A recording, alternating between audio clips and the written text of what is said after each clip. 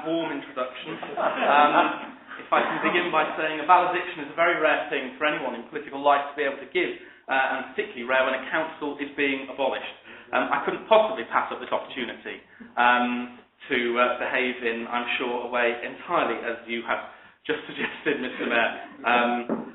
And the way I thought I would do it was to ask people I grew up with in this town and people who are currently living here and studying here what they thought of it, and use some of their comments, and to make some personal ones of my own. The good, the bad, and the ugly. There has been much good that's been mentioned tonight, and I would second all of it. There has been the odd bad moment, and even the occasional ugly one. But tonight, I'd like to focus my comments on the matter of service. Now, as far as I've been able to find out, or as others have ever told me, I was the youngest ever person elected to this authority. And it's on that basis I thought I would like to speak tonight, to see if I could provide perhaps a different view to other members. It is a privilege to serve as a councillor in the very truest sense of the word. Since 1974, the number of people who served as members of this authority number perhaps in the late hundreds, whilst the number of people whom we have served and lived here will have numbered in the hundreds of thousands. And all members will recognise that indescribable moment of joy and pride when you witness the ballot papers stacking up with all those people having gone out and made the effort to put a cross against your name. It's a really special moment, particularly for the first time.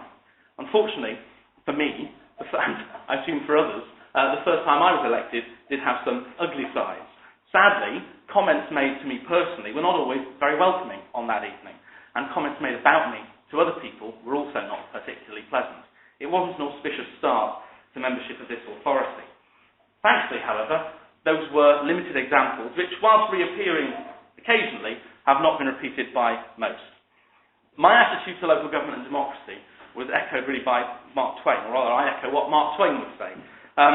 The government is merely a servant, merely a temporary servant.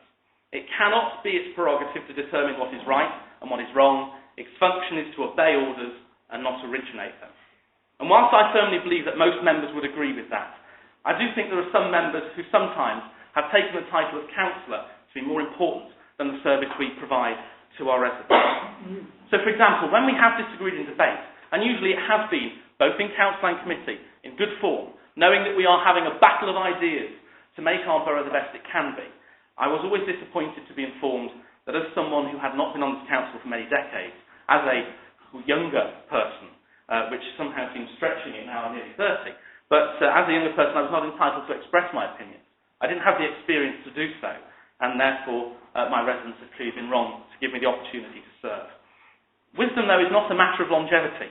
Experience of doing the same thing effectively for 30 years only enables you to be wrong with conviction. Unfortunately, that conviction can lead to a managed decline in our town. And I asked some people who've lived here for a long time and some who are in their teens what they think of the town. Ellesmere Port is my home, said one. I've lived here all of my life.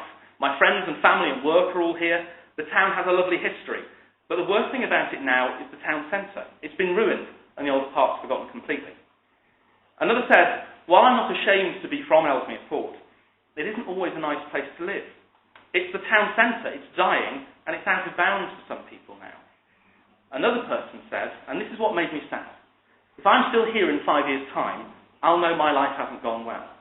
Now, I don't agree with those sentiments, Mr. Mayor, but they are widely held, and it's a task that I think was up to this council and will be up to the new one, to change the feelings that people have that make them say such things.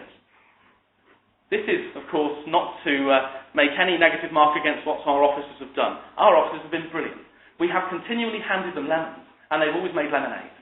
And it has been a joy to see what they do with a Blue Peter kit, and they make the whole of Tracy Island. It looks realistic. It has been superb to see them. But to go back to the issue of service, I would absolutely second what has been said, in particular about the late Councillor Fred Venables. Universally respected and a man of absolute conviction. We might not have always agreed with him, but you always knew he was doing it for the right reasons. He understood that the battle of ideas was what made local government the effective body that it was. And I apologise now, I'm going to embarrass a few members who are here, because my friends, again, who I asked, sometimes mentioned individual councillors, and these are they. All of my friends who live in the Grange ward, without exception, admire and know Councillor Diane Roberts. and I have to say she's helped many of them, and she's done so without fear or favour. And she's a true community champion, and I think a loss to our area as a councillor. Councillors Henny Moore and John Wilson for a long time have done the same, and Councillor Henny Moore, and it's a shame that he's not here tonight, is a real hero for the work he's done with the Ace Club for many years. And these are unsung jobs that many people do. Other councillors from across the chamber who have either been great community champions and mentioned by my friends, or have been fierce in committee. People like Councillor Mary Lewis, Ken Spain, Michael Clarkson, Derek Gaskell, people who have always put their community first. And then others who are no longer members, Mr Mayor, the likes of Alderman Stuart Hayward, who is here tonight, Tony Walsh, Ian Ormerod, Moira Andrews, people who have done an amazing job. And I'd like to make special mention tonight of three of my Conservative colleagues who are not going forward to Cheshire West and Chester. Councillor Sue Kettle, perhaps the most energetic person I know, who has always put her residents first and works, I think, about 40 hours a day on her many activities outside, in particular her incredible charity and voluntary work. I'll miss serving with her, but I'm sure that we'll continue to work together, and she will be missed. Councillor Nils Anderson, another tireless community champion. His work in the voluntary sector has led him to serve here and represent Park Gateward. No relation, and I'm sorry about that, Nils. But if we don't tell anyone, they might just assume, and it's all right. And Councillor Nick Hebson, who is a tireless campaigner for our cause, and a councillor really able to think outside the box, and the most prodigious and effective recycler that I know. A man who hasn't needed to put his green bin out for, was it years? 2.25 years. Because he's been recycling everything. Astonishing. Astonishing. We were waiting for it. Yeah.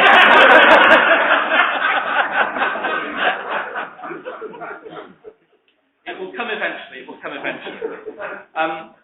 To all my colleagues in the Conservative group, past and present, I'd like to thank them for the immense trust they placed in me as a younger person, particularly in the last 5 years to serve as their deputy leader. I hope that I haven't let you down too many times, and I thank you for the trust that you've placed in me, your honesty, your friendship, and your belief in our community, which has bound us together, particularly in those difficult moments that we've had here and elsewhere. On behalf of all of us, Mr Mayor, coming to the end, I'd like to thank our families, because they are people that I think it's easy for us to forget. But without their help and support and love, we wouldn't be able to do half the things that we do here. And I'm sure that goes to our officers as well, who are often here burning the midnight oil, and whose families, I think, sometimes forget that they exist. I, of course, am fortunate, as are other members of this council, to have family with them. I'm very proud of my sister and my dad, who are here as well. And I think our mum must be an angel to have put up with what she's put up with us three over the last few years. And so I'd like to thank her tonight as well. And I'd like to finish with one quote, Mr Mayor, this time from former US President Benjamin Franklin. And I think members will find that this is very appropriate for our borough. Democracy is 2 wolves and a lamb voting on what to have for lunch. Liberty is a well-armed lamb contesting the vote. We began as a small innocent lamb, and we've slowly built up our arms. And my only true disappointment, Mr Mayor, despite all I've said tonight, is that last May's elections were not for this authority, because I really think the lambs would have taken over and the wolves would have been in abeyance. I thank you all very much indeed, and I wish everyone the best for the future. Thank you.